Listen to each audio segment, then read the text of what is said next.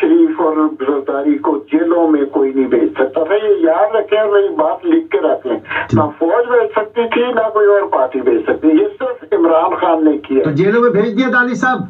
सुन तो ले जी, अभी आगे सुने ना यार आप मुशाक।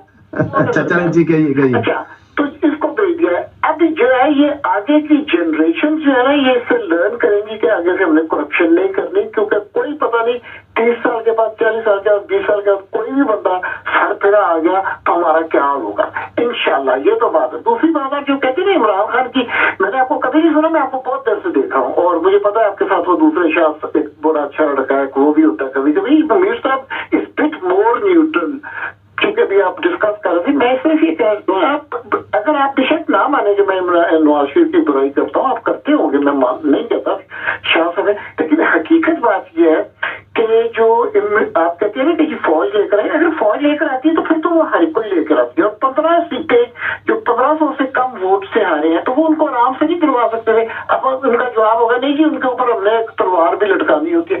ये बात नहीं है, ये बिल्कुल इसका कोई तल्लक नहीं है। भट्टी साहब